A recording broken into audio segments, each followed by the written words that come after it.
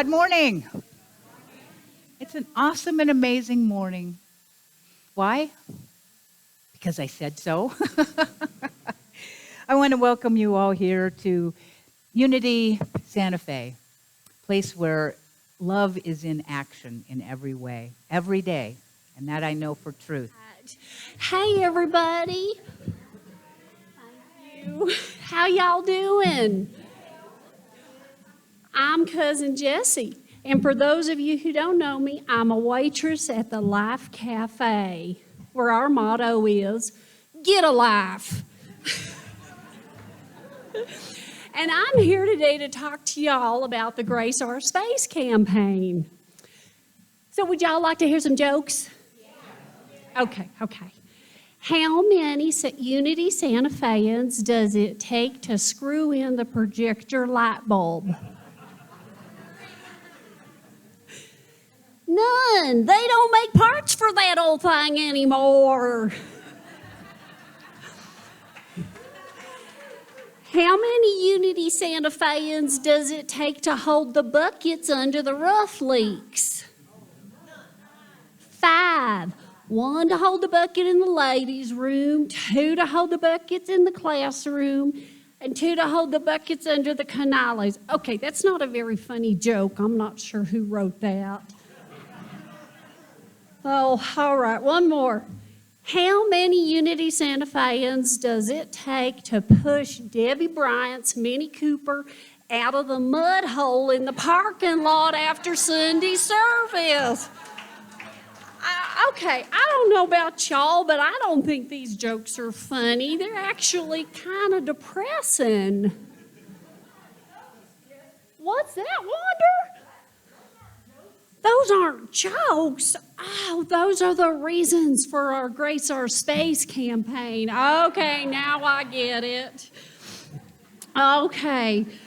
So as y'all might have heard, we launched our fundraising campaign last year called Grace Our Space. It's a 2-year fundraiser in which we're raising a total of $75,000 to help take care of some of the major building needs like the roof, the HVAC, the parking lot, the projector, and the live streaming. So my good friend Jessica Wilcox, y'all know her probably, she's pretty awesome. Yeah, I really like her. Well, she asked me to come out here and tell y'all a little bit more about the live streaming portion of the Grace Our Space campaign because she's been working real hard on that, let me tell you. So as many of you all know, when we came back from COVID, we had to set up a live streaming system, and at that time, we were as broke as the 10 Commandments. So we just had to use what we had, which was an antique camcorder and a jalopy of an old computer from 2011. So part of this Grace Our Space campaign is going towards actual live stream equipment to bring our Sunday service to the 25 to 30 people who watch online every Sunday. Pretty good. We're happy about them. And you're happy too when you don't feel like getting out of your pajamas and coming to church on Sunday. So many of you are probably wondering just how bad was the old camera. So just to give you a sample, here's a picture of how our minister looks in person. There's our beautiful Rev Liz. And here's how she looked on the old camera online. I'm just saying. And many of you may be wondering just how big a technological leap did we actually have to take with this new equipment. Okay, so here's how it was. Yes, that is a boombox and a VCR. And here's how it is now. Pretty big difference, I'll say. Okay, so who would like to guess at what it costs to set up a modern live stream system? Oh, bless your little hearts. Y'all would never make it on The Price is Right. The actual retail price is, next slide please, $11,734. And we had the blessing of, in 2022, we applied for and were the recipients of a Unity Ministries Reverend Ida Bowles technology grant for $3,529. So thank you to that grant from Unity Ministries. And so the balance that we have to raise through this Grace Our Space campaign for the technology portion, for the live streaming portion, is $8,205. So if you're someone who prefers to come to Unity Santa Fe online, or if you join us in person, we sincerely hope that you'll consider making a contribution to our Grace Our Space campaign to help us reach our goal. Wander, can you show us how we're doing? All right. So we have raised, of the $75,000 we're trying to raise, we have raised $51,130. So we have $23,870 to go. All right, and the campaign runs through June 1st of next year, so you can pledge now and pay now or any time in between. We sent out pledge cards last summer, and if you're like me, you stuck yours in a place with important paperwork and forgot about it. And if you're like my husband, you just threw it out altogether. But don't worry. We have more, and you'll find, I believe it's Karen Roberts at the table in the foyer after service, and she can help you out with a new pledge card. I found mine, and as they say, better late than never, so I'll be turning mine in today, and I hope y'all will be too. Thank you. Okay, so now we're having a special event. Every year we have an annual meeting. Ours was on February 19th, and from that, we also have a new board of trustees that come into being. And we have a new board that we are inducting today. So today, I'm having the honor and pleasure of doing the induction and the presentation of our 2023 Board of Trustees. I love that we call this group trustees instead of a board of directors, because it's focusing more on the trust that we have in the board, which takes on the responsibility of balancing the divine spiritual principles with the ever-changing physical and material business aspects of running a church. As the minister here, I have been so blessed this last year by our board of trustees who are so focused, capable, and really bring their best to Unity Santa Fe. I would like to invite all the former board members who are no longer serving on the board to please stand so we can give you our appreciation and love. Okay, Janine and Pam, thank you so much for your service. And the other person who's not here today is Bob Courtney. So thank you all so much for sharing. So I'm going to invite our trustees to please stand and come on up front. Yeah, this funness. Okay.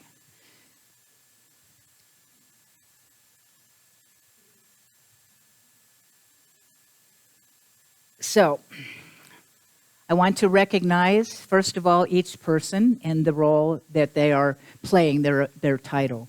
And first of all, we have Karen Roberts, who is our VP, Vice President, and she takes care of more stuff than anybody that I know. She's like logistic queen. So we want to thank you for your coming back and being with us this year. Jeannie Coffrin, who is the assistant, isn't that it? Assistant treasurer. So she's new on the board. She's like, okay, I can do this, and I don't know what I'm doing. So, but we are so grateful for her presence. Moving all the way from Farmington just so she could be on our board. Seriously, that's what we love. And then we have the master treasurer, who does the finance team, along with the other finance team members. Jerry Ryan, thank you, because he makes it so easy for us. I'll tell you. Oh, and then we have beloved Tom. What's your title again? President. Oh, president. He is the president, and he keeps us going in all of our meetings, and he really does a good job. So we love that you're here in that capacity. Okay, Craig Krutzwitz. Do I say it right? Krushwitz. It's a fun word. And he is new on the board. And are you the the assistant secretary? I'm still learning because this is brand new. And so he's on for 1 year. He's taking up a role. And so thank you for being the assistant secretary. We'll have to check out those skills. And we have Leslie Davidson. And Leslie is an alternate. An alternate is Leslie and Tammy, and that means that if one of our board members can't make it to a meeting, then they can step in and have voting privileges. So I believe that you are the keeper of the flame. Yes? Okay. She is the keeper of the flame, which I'm not sure what that means, but I'm sure it means something great. It's an important role. Lights us up if we need it. And Tammy Orr, who is also serving. And you have, is there a role? You're the... it's a I don't know. They'll pass it back and forth. That's their alternates. So, we have a little ceremony. Yeah, you give them the preliminary love. So this part is when you get to repeat after me. This is when they're making their vows, right? Okay. So if you please repeat after me. I am committed to following the divine, which is always guiding our way, for the highest and greatest good of the members and friends of Unity Santa Fe. I am committed to lovingly empower and support the physical, emotional, and spiritual health of everyone in our congregation and on Zoom. I am committed to supporting our vision of a vibrant, thriving spiritual community that celebrates the oneness and divinity of all. I'm also committed to living our vision, or to living our mission, to raise consciousness, transform lives, heal the planet, one person at a time, beginning with me. I am committed to lovingly supporting our minister, my fellow trustees, and the members and friends of Unity Santa Fe to be all that they can be. Okay, they got through that. I think that's a good sign. Okay, then I have some words that as the Unity minister, I dedicate myself to living and teaching the divine principles of love, truth, and light as taught by our great teacher and way shower, Jesus. I commit to continually follow Spirit's guidance, knowing that we are always being guided into the highest and greatest expression of love that we all really are. I am open to ideas and thoughts from others that may benefit this ministry and to listening to the wisdom of my heart. I agree to set aside my personal interests or opinions should they differ from that of our Board of Trustees, unless I believe they are in contradiction to truth principles.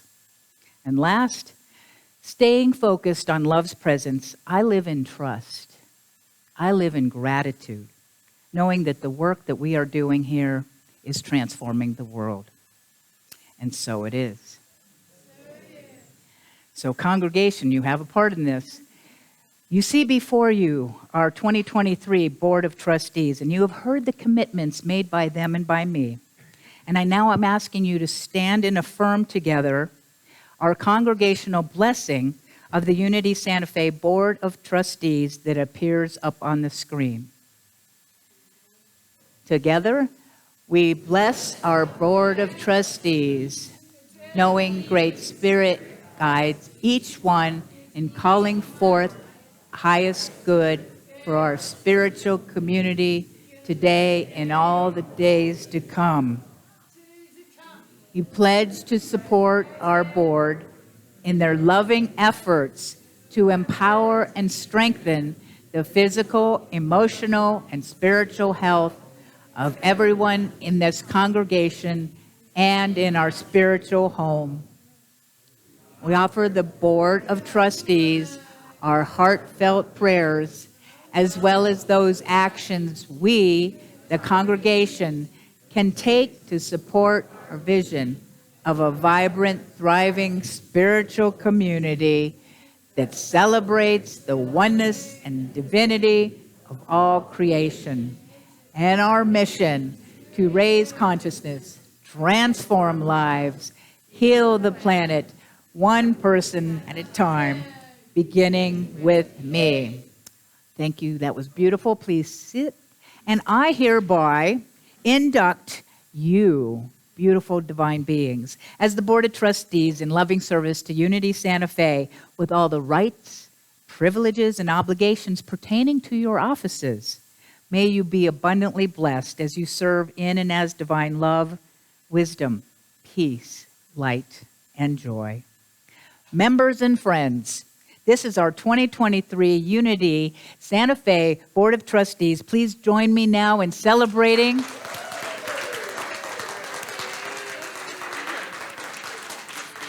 Oh my goodness, thank you. This is why she's here, always on my side. Christina Apodaca, oh my goodness.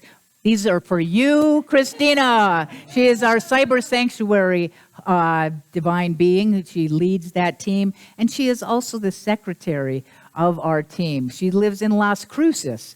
So we have people far and wide, and we love, love, love you. She was here last week. So thank you, Christina. We're sending you our love. And I thank each and every one of you for stepping forth in the honor and privilege to work together for the transformation. And I love you. So we will celebrate you afterwards. You're welcome to congratulate them out in the foyer and celebrate them as well. So thank you, and thank you. So Palm Sunday, we like to study things in our tradition from a metaphysical point of view.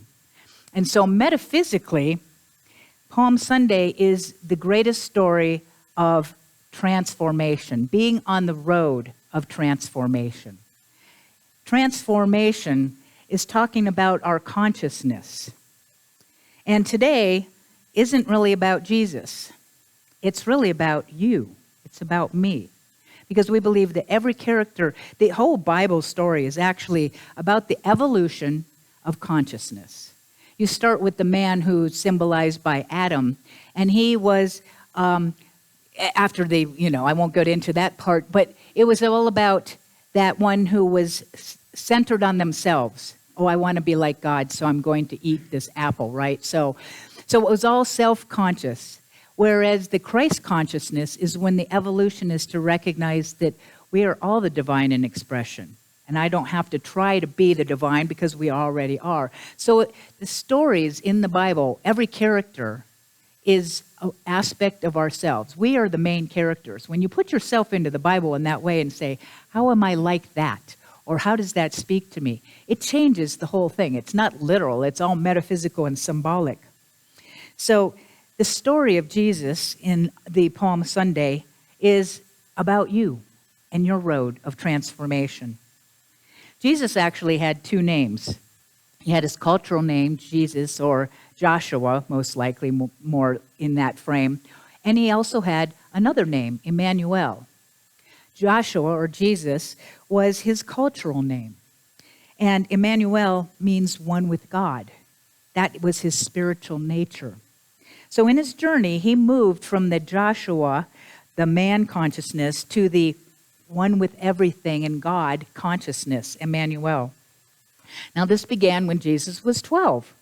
And he was found in the temple. His parents couldn't find him. And he said, don't you know I'm about my Father's business? This is when this 12-year-old had an awareness that there was something more that he wanted to discover. He had a purpose. He was curious and knowing that there was something more to life. And you may have had those feelings yourself. So that was the beginning of his shift in consciousness. Now, from age 12 through age 30, approximately, we'd have no record of him. I have a feeling he was in India. I do have a film that I will show here someday about Jesus in India, studying with the spiritual masters and gurus there. So Jesus became a teacher. What did Jesus teach? Well, he taught basically two things. He taught that God is love, and then he taught the principles, the universal life principles of how we create our experiences in life. In fact, his teachings basically include the 5 basic spiritual principles that unity teaches. Number 1, that God, the divine spirit, this divine intelligence is everywhere present, in the table, in the floor, in the building, in the air, in me and in you, which is principle number 2. He said, we're all the divine in expression. Now, we weren't told that, most of us, ever, until we get into maybe a new thought teaching. But, Jesus himself even said, know ye not that ye are gods? And why he says that is because in number 3, our thoughts create our experiences. What we focus on, and even more importantly, what we believe subconsciously, is what we're creating in our world. It is done unto you as you believe. Principle 3. Principle 4, that we can use this connection to plug into the divine mind. It is breathing us. Once we tap into the one that is that higher power, that still small voice, that's through what we call prayer, is to make us more into the alignment with the divine mind. And number 5 is to live these principles, to live them, not just to know them. And in that way, Jesus was much more than a teacher. Jesus came and he not only was teaching, but he needed to demonstrate. He needed to fully demonstrate what he was talking about. And so he went on this road of transportation. Transportation. You're transporting yourself and transforming yourself in the process. So he was moving through those conscious states to the awareness. And if we were to follow his example, we too could go the distance and move into a higher level of consciousness, of everyone being the divine. So as we begin this road of transformation, it actually starts on the day before Palm Sunday, which is known as Lazarus Saturday. Did you know that?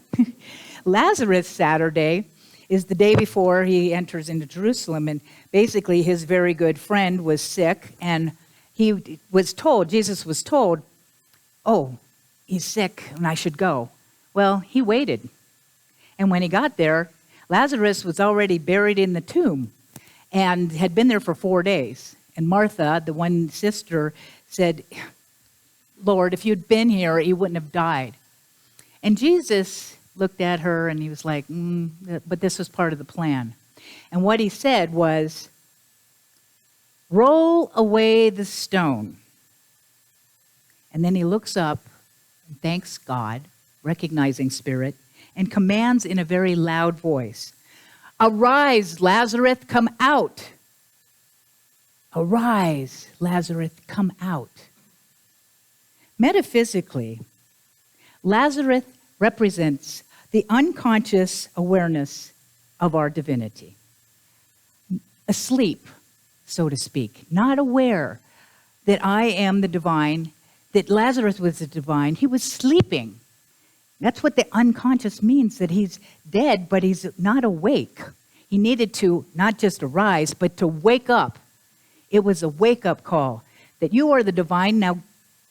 And so he commanded that to Lazarus, and Lazarus came out. Because we all need to be awakened. Awakened to the truth of who we are. And the tomb, listen to this, the tomb is the cocoon where we are transformed. The tomb is the cocoon where we are transformed. And you can look at that next week for Easter as well. There is something on Saturday, it was interesting, it was also on a Saturday, that in that tomb there was a cocoon of a transforming being from death to life. So, what is this saying to you and to me? Well, my question is, are you aware or are you asleep to who you really are? And the second one is, what are the stones or blocks of illusion or limiting beliefs that are keeping you from being aware that you are a free being? We have lack and limitation thinking drilled into us from probably day one. And we need to roll away that stone. So I'm going to invite you to go within, closing your eyes if you would. Taking a breath in, and just ask yourself, where am I asleep to who I truly am? On a scale of 1 to 10. How aware? 10 being I'm fully aware of the divine I am. Good. Now just listening and no judgment. Now ask yourself, what is the stone of illusion? What is the limiting block that is blocking my unlimited good?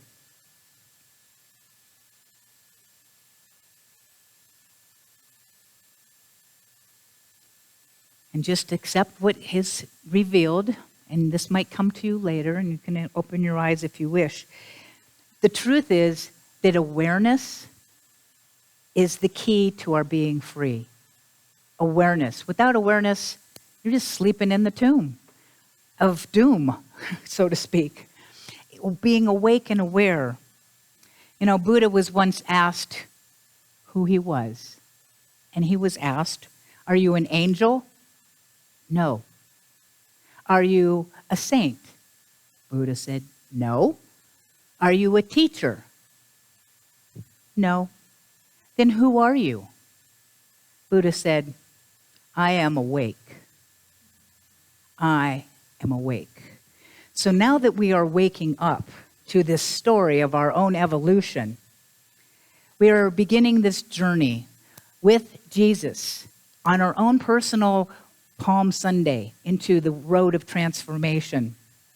And so one Sunday, the 5-year-old Sammy had a sore throat. And it was Palm Sunday, and he had to stay home from church with the babysitter. So he stays home, and when the family comes back, they're holding these palm fronds, right? And he's like, well, what are those for?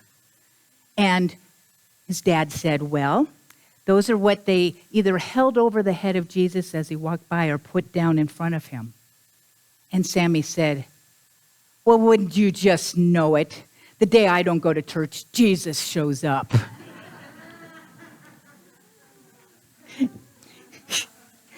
Yeah, that's right. So, Jesus and Jerusalem. What does Jerusalem represent? It represents that place of inner peace, harmony, and oneness. Jerusalem actually means peace. It's salam. So, it's the place within us that knows no disturbance. It's beyond all things. It's peace. It's that eye in the middle of the storm. Jesus represents our human being consciousness. And the Christ represents the divine mind, that highest part of all life that exists within us, but oftentimes we forget or don't remember who we are. So the story of Palm Sunday, Jesus tells his disciples, go in, you're going to find a little colt tied up, and please, get the colt and just tell the guy that has him that our master needs him. So they bring him back the colt, and they put their cloaks on him, and a large crowd gathers because, of course, they've heard about Lazarus being raised from the dead, so they're all there on the sides with their palm branches, and he's on his donkey, and they're all singing, Hosanna, blessed is he who comes in the name of the Lord. And me, I would say, yippee-doo. for the highest heaven. You know, Hosanna, yippee-doo, they're just forms of the same exclamation. My word would have been. So what is this story about?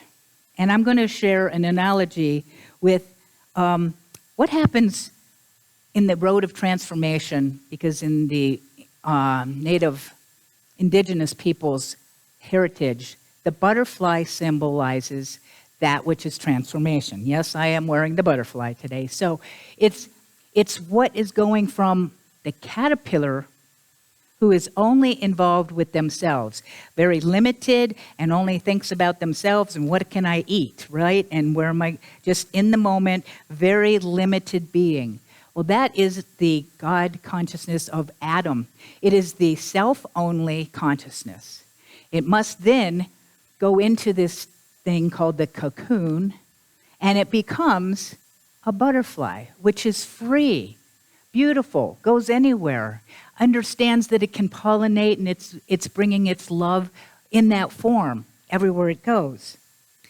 Now, what must happen for that caterpillar to become the butterfly for you in your I have caterpillar moments, by the way. You can now think about, oh, he's just having a caterpillar moment.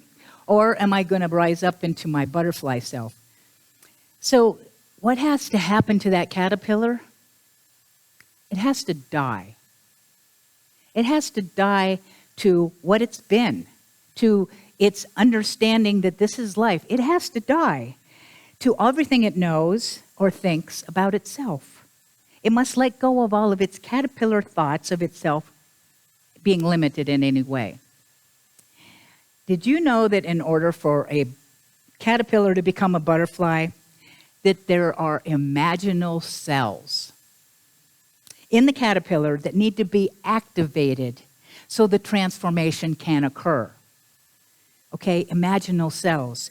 We have in Unity 12 powers, and one of them is imagination. For us to have transformation, we must activate our imagination. Otherwise, we're going to stay right where we are in our limited beingness. This is a tool that we can use. It's a power that we can use. And we can imagine the worst or the best. You can imagine yourself as a caterpillar or that butterfly. Now, at first, the caterpillar's memory of what the caterpillar is and its immune system actually fights off the imaginal cells. But ultimately, the imaginal cells, being of a higher energy, a higher power, they actually ultimately take over.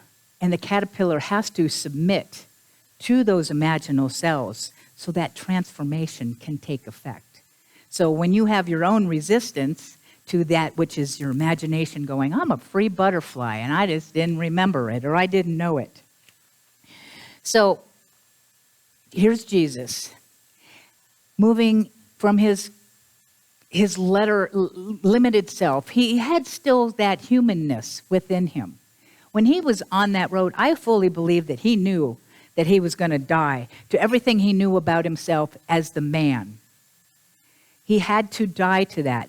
Was he afraid on any level?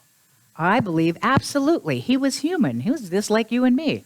I'm going to die to everything, my identity as a man, as a carpenter, as a teacher. I'm going to die to anything that feels like a limitation or lack in this world that I'm surrounded by and keeps telling me and wanting to pull me down, and I'm trying to burst out of that. So what he does, he was tapped into that bigger picture. He had the vision. He used his mind in order to get anywhere, and you're going, everything I know about myself is going to die at the end of this week. How can I go through with this?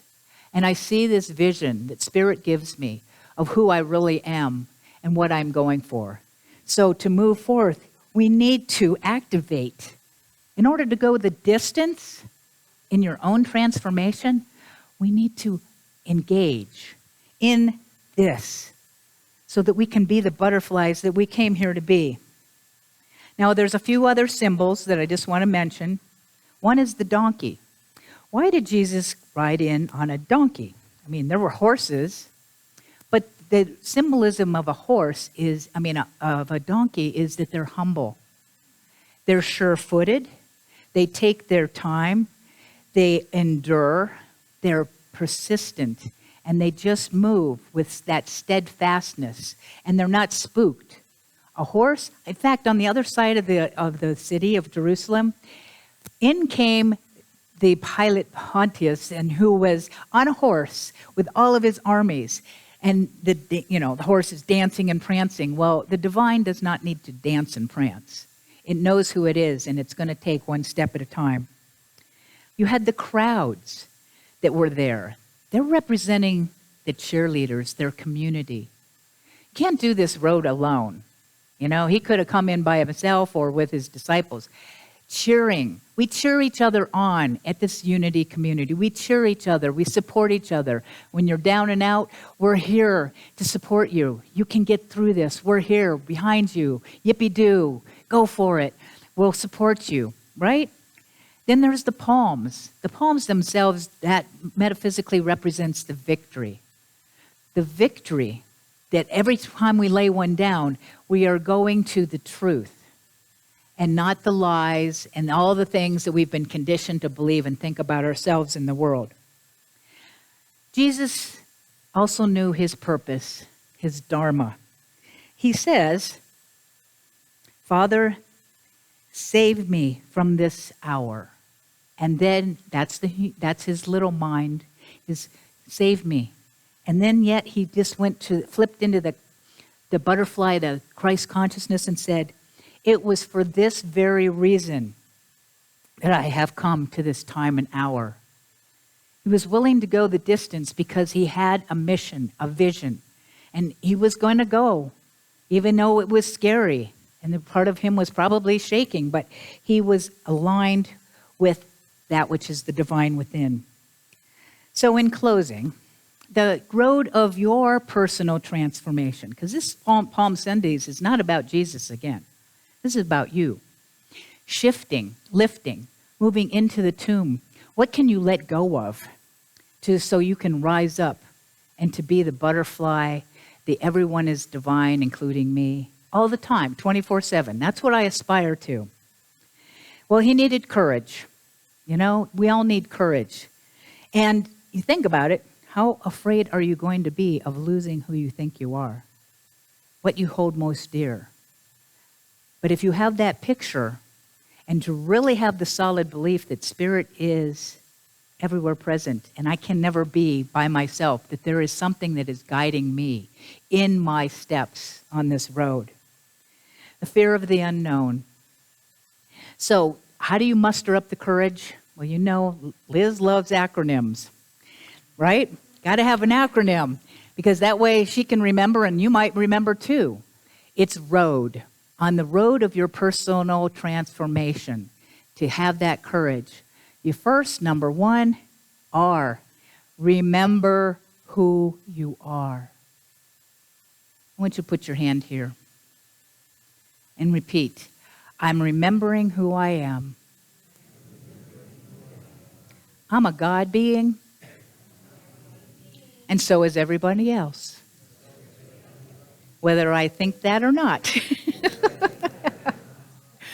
So remember, you got to remember that this is who we are, and remind yourself. And how do you remind yourself? Saying it over and over. I am the divine in expression, and so is everyone else.